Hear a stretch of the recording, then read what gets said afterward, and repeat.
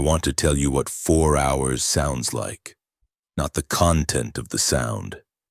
I will get to that. I want to tell you what it does to a person to hear something unknown and very large making noise in the timber around a small tent for 4 consecutive hours.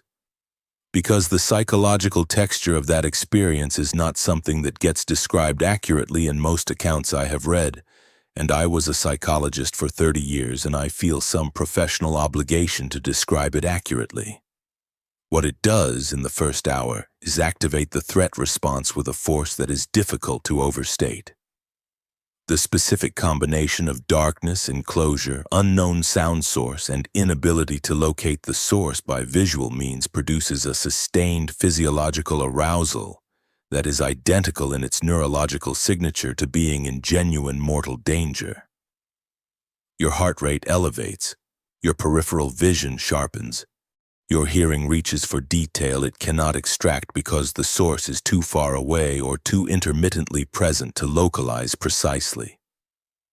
You are bathed in stress hormones that were designed for a world where this kind of arousal preceded something resolving quickly.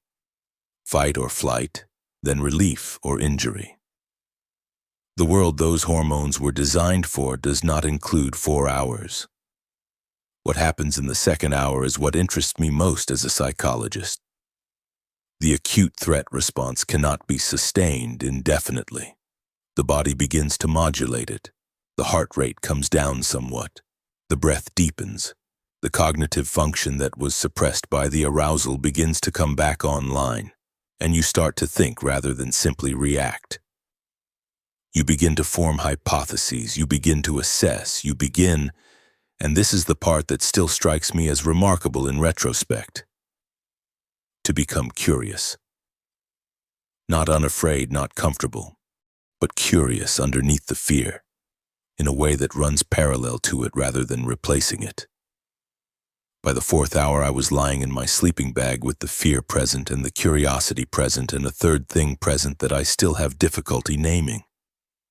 Something like recognition, something like, whatever is in the timber around this camp is doing something specific and intentional, and the pattern of it is beginning to be legible. My name is Norbert Callahan.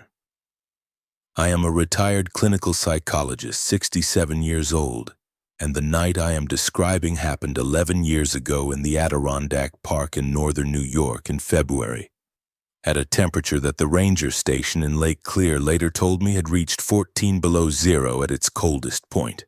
The cold matters to the account. I will get to why.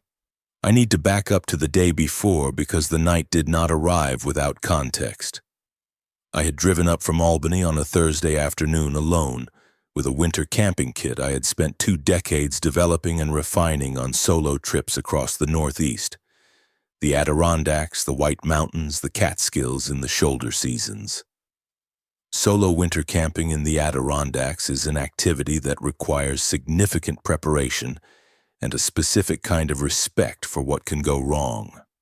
And by the time of this trip, I had done it often enough to understand both the preparation and the respect deeply.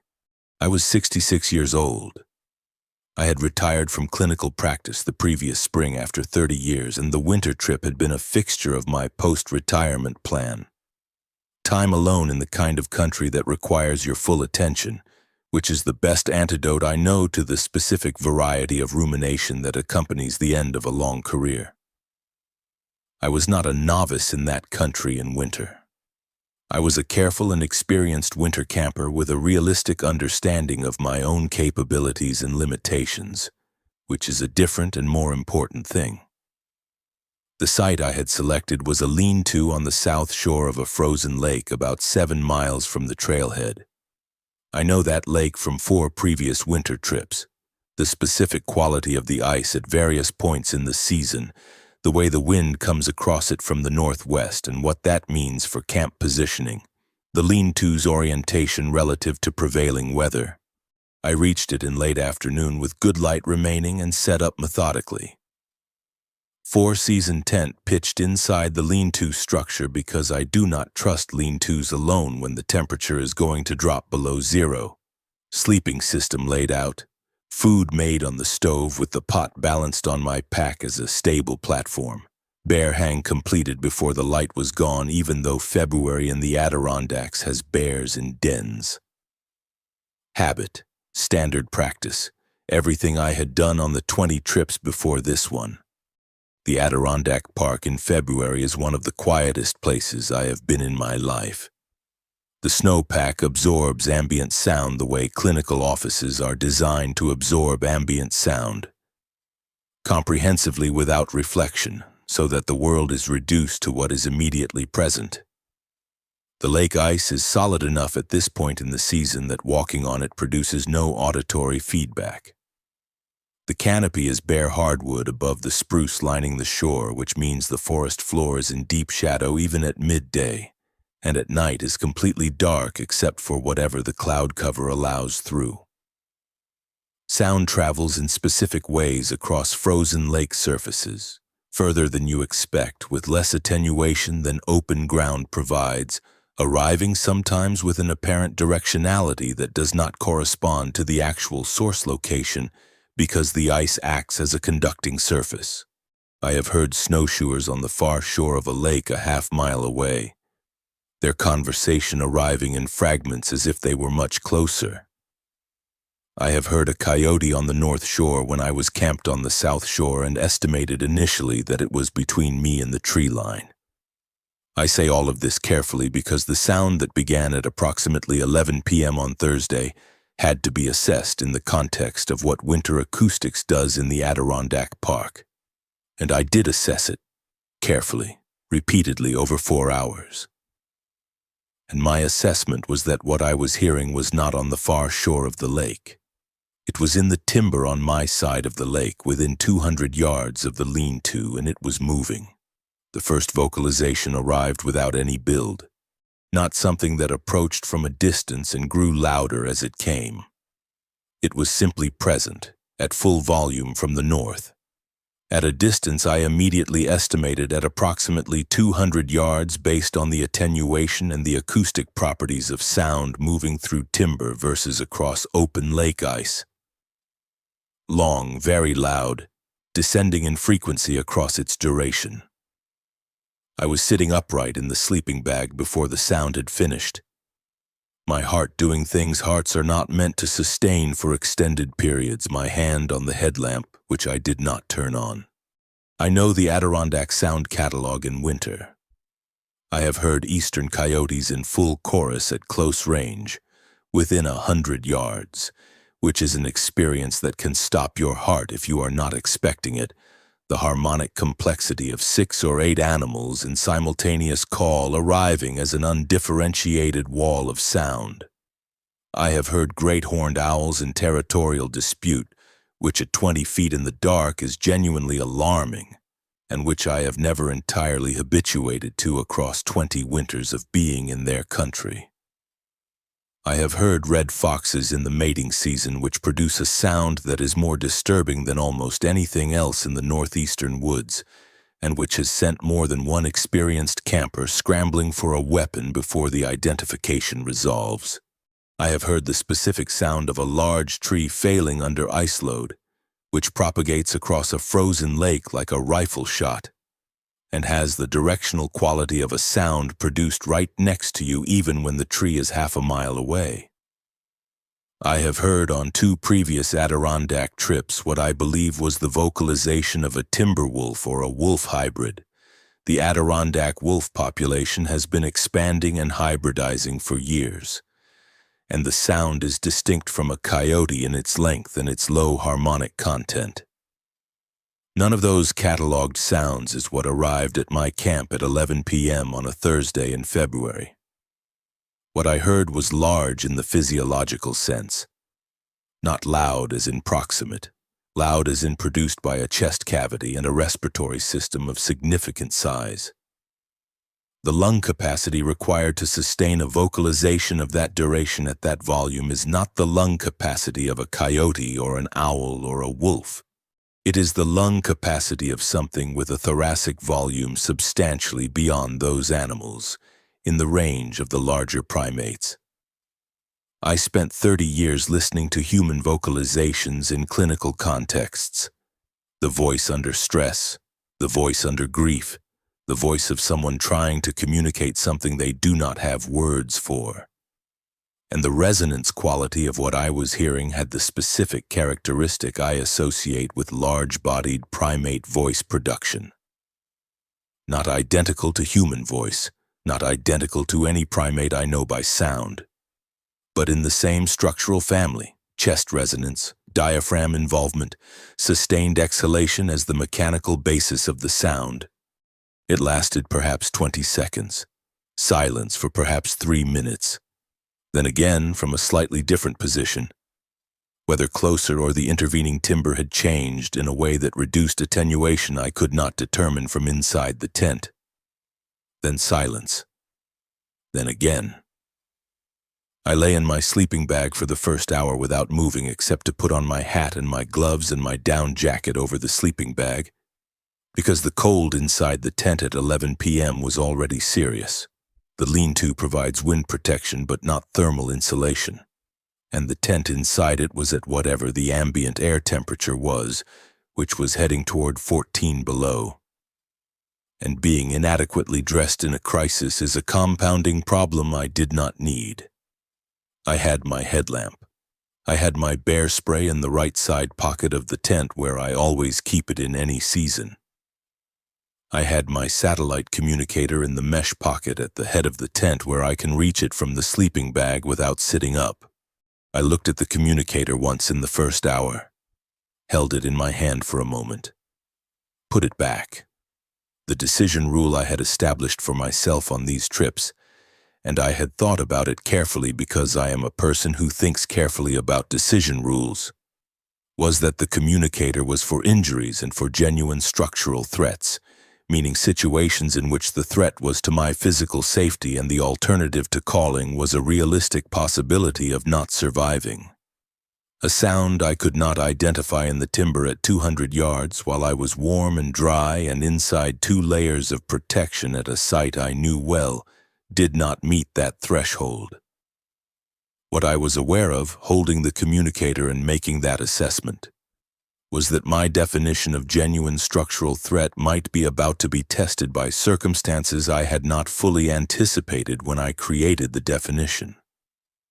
I put the communicator back in the mesh pocket and I lay in the sleeping bag and I listened. My wife Eleanor had died 14 months before this trip. Ovarian cancer, 7 weeks from diagnosis to the end, which is the timeline that does not allow for adjustment. You are still in the shock of the diagnosis when the thing you were shocked by is already over.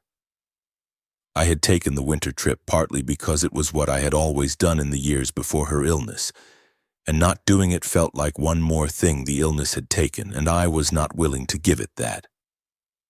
I went alone because I had always gone alone on the winter trips, which Eleanor had never wanted to join and had always supported without complaint, which was part of what I loved about her. I thought about her in the first hour, lying in the sleeping bag with the sound arriving from the north every few minutes. I thought she would want to know I activated the communicator if that was the right decision. She would not want me to stay out of stubbornness, and I thought she would also know that I know the difference between stubbornness and sound assessment, and she would trust me to make the right call. I kept the threshold. It was the right call. I am only now, 11 years later, fully certain of that. The second vocalization sequence began around midnight and ran for approximately 45 minutes, with irregular intervals between calls ranging from 2 minutes to 8 or 9 minutes. In the intervals, the silence was specific, not the silence of something that has left. I know that silence from years of working in the woods, the quality of a space after a large animal has moved out of it, the ambient sound returning to its baseline in a specific way. This was not that. This was the silence of something present and holding still. The absence of the call a choice rather than a departure. I have listened to silences professionally for 30 years. Human silence has texture and content. People are quiet in different ways that a trained observer can read. The quiet of discomfort, the quiet of processing, the quiet of someone deciding whether to say the thing they came to say. What I was hearing in the intervals between calls had the quality of deciding. Something in the timber was deciding repeatedly whether to call again and arriving repeatedly at the decision to do so. There was a deliberateness to the pattern that my clinical ear could not help but register. I started making notes on my phone in the second hour. The timestamp on the first note is 12:14 a.m. What I was noting was the positions, my best estimate of the source location for each call, based on directionality and attenuation and the way the sound moved relative to the timber edge I knew from my previous visits. Not circling, not a consistent rotation around the camp. Instead, a triangular pattern, north of the lean-to at approximately 150 to 200 yards, then northwest, then northeast, then north again. 3 positions, the lean-to at the southern vertex of the triangle inside it. By the second hour, I had enough position data to test whether the rotation was random or structured. I had documented 6 position shifts. I predicted the 7th, north after northeast, and the next call confirmed it. I predicted the 8th, northwest after north, and the call confirmed it. I lay in my sleeping bag at 1 in the morning at 14 below zero in the Adirondack Park, having correctly predicted the position of an unknown large animal in the timber around my camp twice in succession, and I noted that in my phone. Predicted northwest, confirmed. Predicted north, confirmed. I wrote it down because that is what I do with data that matters, and because the act of writing it down was one of the mechanisms I was using to maintain the clinical register that was keeping me functional, rather than overwhelmed. Predicting the behavior of something unknown is not a comfortable experience in those conditions. It means you have enough information to form expectations, which means the pattern is real and not random, which means whatever is moving between those 3 positions in the timber around your camp is doing so with a structure that can be modeled. I am not sure now whether that knowledge made those hours easier or harder. In the moment, I was grateful for the cognitive engagement. It gave me something to do with the fear. The 3rd and 4th hours brought 2 things I had not encountered in the first 2. The first was a wood strike. I know the term from reading I had done years before this trip. A research paper on reported Sasquatch behavior that I had read out of professional curiosity after a client mentioned a possible encounter. The kind of tangential reading that clinical work sometimes generates when a client brings material outside your expertise and you do the work of understanding their frame of reference. The paper described the deliberate impact of a large branch against a standing tree as a documented communication behavior in the reported accounts. I had filed it as unverified and moved on, the way I file many things that have insufficient evidence but sufficient coherence to warrant a mental note. At approximately 2 a.m., from the northwest position in the triangle, I heard a single impact against a standing tree. Not a failing branch. I know that sound in specific detail. The sharp crack of wood under ice load followed by the tumbling contact of the branch finding the ground. And this had neither the quality nor the sequence of that. A single impact, deliberate, the resonance of something being struck by something else rather than something giving way under its own stress. Silence. Then from the northeast position, approximately 4 minutes later by my phone clock, a single impact in return. 2 strikes, 2 positions, 4 minutes apart. I am trained to observe the structure of communication. What I was hearing had communication structure, call and response, positional information exchanged between 2 sources, the kind of spatial coordination that social animals use. When direct contact is not available or not sought, I do not have the expertise to characterize what the content of that exchange was, if content is the right word for it. What I have the expertise to characterize is the structure, And the structure was not random. 2 parties, 2 positions, 1 exchange. There were at least 2 of them in the timber around my camp. I noted that in my phone at 2:06 a.m. would strike NW 202 would strike NE 206. 2 sources confirmed. I lay in the sleeping bag with that notation on the screen, and I thought about what it implied about the 4 hours I had been experiencing, and I revised my model accordingly.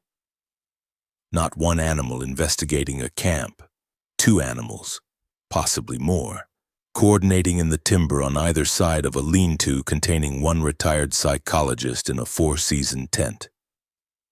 The second new thing in the 3rd and 4th hours was the proximity. The north calls had been at 150 to 200 yards in the first 2 hours. By 2:30 a.m., the calls from the north had moved to what I estimated at 80 to 100 yards based on the volume increase and the change in the attenuation signature. Closer timber has a different acoustic quality from timber at distance, and I had enough reference points from 20 winters in that drainage to make the estimate with reasonable confidence. I want to be precise about how I processed the proximity decrease, because it is the most psychologically significant moment of the 4 hours, and it is the moment I have returned to most often in the 11 years since. I had been in sustained physiological arousal since 11 p.m. My cognitive function had come back online in the 2nd hour. I had been tracking the pattern. I had predicted position shifts correctly. I had documented the 2-point exchange. And then the north position moved toward me, and what happened in my body when I registered that shift was the most acute activation of the 4 hours. Not a new fear, but an intensification of the fear that had been present all along, compressed into the moment of recognizing that the distance between me and whatever I had been listening to had decreased significantly and was continuing to decrease. Not panic. I need to be precise about this because panic is what people expect me to say here, and it is not accurate. Panic is cognitive shutdown, the flooding of the system that prevents assessment. I have seen it in clinical contexts, and I know what it looks like from the outside and what it feels like from the inside, and this was not it. What I experienced was an intensification of arousal combined with simultaneously remarkable cognitive clarity. The options presented themselves with the specificity of a decision tree. Leave. 7 miles of winter trail at 2:30 a.m. in 14 below zero in the dark. Survival probability not acceptable. Activate communicator. Search and rescue arrival sometime in the morning. 8+ hours in current conditions with the source at 80 yards. Threshold not met. Remain. Warm, sheltered, 2 layers of protection known site, no evidence of approach beyond vocalization proximity. Remain. I remained. The decision was clear and I made it clearly, and I have examined it in detail many times since, and I still believe it was the right decision. What I also believe, and what I have thought about with considerable care, is that whatever was at 80 yards in the timber at 2:30 a.m. had been there long enough to make an approach if approach was what it intended, and it had not approached. And the gap between what it could have done and what it chose to do is part of the 4 hours that I am still working to understand. At 3:20 a.m. the calls stopped entirely, not gradually. The last call came from the northeast position at approximately 100 yards, lasted perhaps 15 seconds, and then silence arrived and stayed. I lay in the sleeping bag for 30 minutes after the last call before I was willing to consider the silence as genuine departure rather than a pause in the pattern. At 3:50 a.m. I was satisfied that whatever had been in the timber around my camp for 4 hours had left. I did not sleep. I lay in the dark and I thought about what 4 hours of that experience had produced in me, which is something I have continued to think about for 11 years. The threat response, the cognitive return, the curiosity, the pattern recognition, the specific quality of the proximity shift at 2:30 a.m. and the decision-making clarity it had produced. And underneath all of those things, as a persistent presence through the entire 4 hours. The recognition that whatever was in that timber was engaged with my camp in a way that implied awareness of me specifically. Not a random territorial display directed at a general area. Something that knew there was a person in the lean-to on the south shore of that lake and was doing something specific with that knowledge. I went out at first light. The lake surface was clean ice with no impressions. The crust had been too hard overnight to take tracks. I walked north along the shore to the timber edge at the point closest to the lean-to, and I worked east from there, scanning the snow at the tree line. About 150 yards from the lean-to, at a gap in the spruce where the timber edge was interrupted by a blowdown, I found what I was looking for. Not clear prints. The overnight cold had done what extreme cold does to soft snow impressions. Hardened the surface crust in a way that preserved the general shape but obscured the detail. What I found was a series of depressions in the snow at the timber edge, roughly 2 to 3 feet apart in pairs, that read as large and bipedal to me. Not clear enough to photograph in a way that would communicate what I was looking at to someone who was not standing over them. Not clear enough to measure with confidence, but present. Consistent with the estimated location of the north position in the triangular pattern, and significantly larger than the depressions my own size 11 boots made in equivalent snow nearby. I made a depression next to one of them deliberately for comparison and stood over them for a while. I photographed them anyway. The photographs are on an external drive. They are not compelling evidence to anyone who was not there, and I know that, and I have them. I walked back to the lean-to and broke camp in the February cold and packed 7 miles out to the trailhead. The walk out took most of the morning, and I was grateful for the physical demand of it. The cold, the snowpack, the need to navigate, all of it requiring the kind of immediate attention that forestalls the processing I knew was coming. I drove back to Albany, and I sat in the car in my own driveway for a while before I went inside. I sat in my study that evening and I wrote down what had happened. I wrote it as a clinical account because that is the format that allows me to be most precise and least distorted by the experience itself. The format I use for case notes, presenting conditions, observable events in chronological sequence, measurements and estimates with confidence levels noted, interpretations clearly labeled as interpretations and separated from observations. I wrote it in that format, and I read it back, and what it said was sustained nocturnal vocalization activity. Adirondack Park, February, duration 4 hours. Estimated source distance decreasing from 200 yards to 80 to 100 yards across the period. Bipedal movement pattern in timber. Triangular position structure confirmed by 2 correct position predictions. 2-point communication exchange documented at approximately 2 a.m. Partial track evidence at timber edge consistent with large bipedal subject. Photograph documentation inadequate, no visual contact. Unknown species, that is what the clinical account said. I read it 3 times that evening. What the clinical account did not say, because clinical accounts do not contain this category of entry, was, whatever was in the timber around my camp for 4 hours was there because I was there, and it spent 4 hours making itself known to me without approaching me. And I spent 4 hours listening to it and documenting its pattern and predicting its movement. And by the end of the 4th hour, I had the specific and persistent sense of having been in an extended, structured exchange with something I do not have a name for. Eleanor would have found this fascinating. That is the first thought I had when I sat in my study with the clinical account in front of me. She was a biologist, not a field researcher, a laboratory biologist, but with the field researcher's instinct for what data means and what it does not mean, and what the gap between those two things implies about what you do not yet know. She would have read the account, and she would have asked good questions, and the questions would have helped me understand what I was looking at. She had been gone 14 months, and I still reached for her when I had something I needed to think through, and the reaching produced its specific quality of absence every time. I sat with the clinical account and the absence and the sound that I could still hear in the way. You can still hear something that has stopped.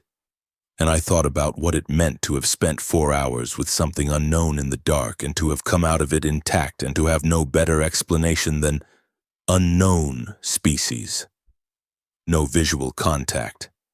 That is the honest bottom of what I have. I have been living at the honest bottom of it for 11 years. I am a psychologist. I spent 30 years listening to people tell me about experiences that exceeded their available frameworks. I learned over those years that the experience is always real. The report of the experience may be distorted, the framework used to interpret the experience may be inadequate. The memory of the experience may be shaped by subsequent processing in ways that alter its detail. But the experience itself is always real. The gap is between the experience and the framework, not between the experience and reality. My framework for the 4 hours in the Adirondack Park was insufficient. I have been working on that insufficiency for 11 years, and I do not consider the work finished, but I can tell you what the work has produced. It has produced an understanding that the Adirondack Park, 6 million acres of protected wilderness in northern New York, one of the largest areas of wildland in the northeastern United States, is large enough and wild enough to contain things that have not been formally catalogued. The wolf has returned to the Adirondacks in recent years, hybridizing with coyote populations in ways that produce animals that are neither wolf nor coyote and that the existing wildlife management framework is still working to characterize. The fisher, extirpated from the Adirondacks by the early 20th century, has been reintroduced and reestablished. The landscape is not static. Its fauna is not a closed catalog. The Sierra Sounds recordings, made by Ron Moorhead and Al Berry in the Sierra Nevada in the early 1970s, have been submitted to acoustic analysts for 50 years without a satisfactory explanation. The sustained frequency range, the apparent phonemic structure, the lung capacity implied by the duration. No analyst has placed those recordings in any known species. What I heard in the Adirondacks for 4 hours was not as complex as the Sierra Sounds material. It was a single or a small number of individuals, not the apparent group interaction in the Sierra Sounds. But it occupied the same structural category. Extended, deliberate vocalization from a large source, non-random in its structure, not accountable by any species in the known fauna of the region. I have listened to the Sierra Sounds recordings many times in the 11 years since February. They are a longer and more complex version of what I heard in the timber around my lean-to. The resonance quality is consistent. I have not gone back to that lean-to. I want to be precise about why. Because I have examined my own resistance carefully, and I owe you an honest account of what I find. It is not fear, or not primarily fear. A psychologist is always somewhat suspect as a reporter on their own internal states. We know too much about motivated reasoning and too much about the ways people protect themselves from difficult truths to be entirely confident in our own self-reports.